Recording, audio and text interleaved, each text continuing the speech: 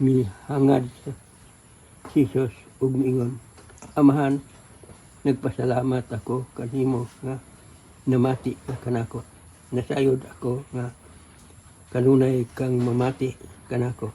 Apan nagsulti ako ini tungod ni ining mga tao nga ania dinhi aron sila mutuo nga ikaw maoy nagpadala kanako.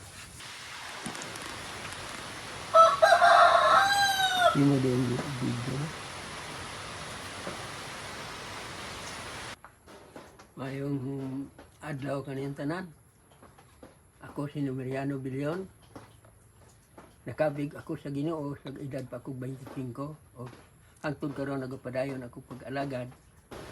Mao kana ang akong pamatuod na sukad na ako na dawat si Kristo ang akong personal nga manluwas. Natagan ako niyang taas ng kinabuhi. Nakaabot ako ni mga pangidaros. Ginoo pagtinug ako, pinaagi sa pagtuo, tas pakay kaniadto, sa bungkod patindog ako.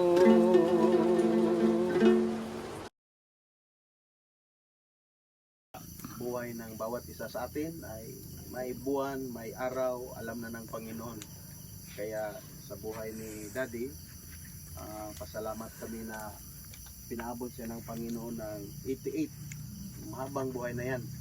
Kung makaabot tayo ng 88 na wala tong problema sa pandinig, sa mata, pagbasa, sa memory, ayos, walang problema. Ang problema lang niya, baywang lang.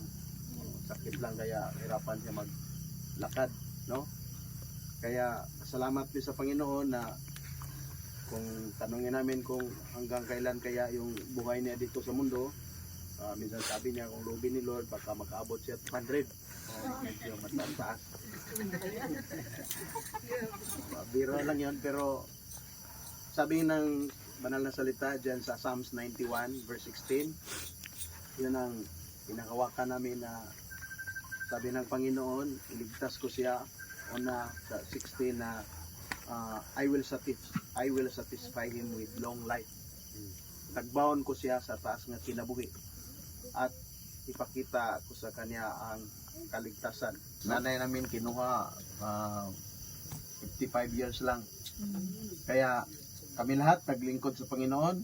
Si Ate Esther, siya po ang sa simbahan natin doon sa Tarragona, Davao Oriental. Doon po yung main church sa Mindanao, sa Voice of Triumph. Tapos si Manang Nel, siya dati nagpioneering din sa mga tribo ng Paggubo at saka mga Kaulo, ang simbahan doon sa Asturga, Davao del Sur. Tapos si Gideon, yung assistant to sa mga gawain. Tapos si Ibon, ito si Gideon, wala ato for mag 43 na, binata to, pinabol din. Tapos si Ibon, gano'n din, wala din nag-asawa, no? Mga dalaga din, nag-pray pa. Pag-abot ng 60, magdating na yung nila sa buhay. Sige, awit tayo.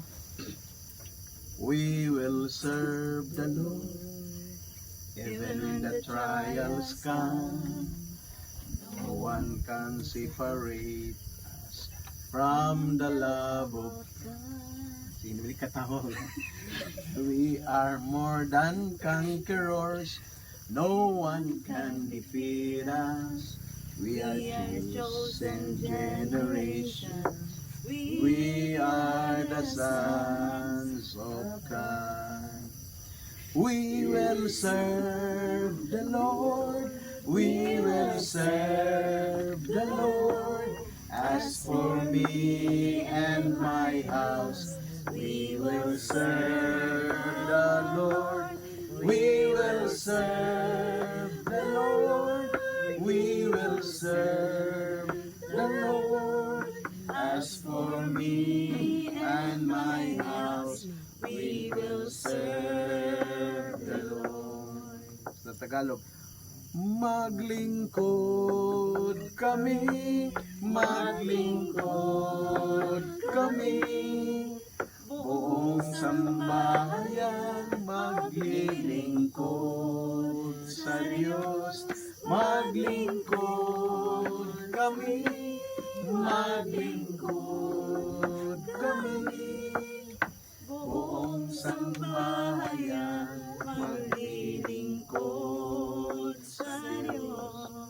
Tapusan, Bisaya.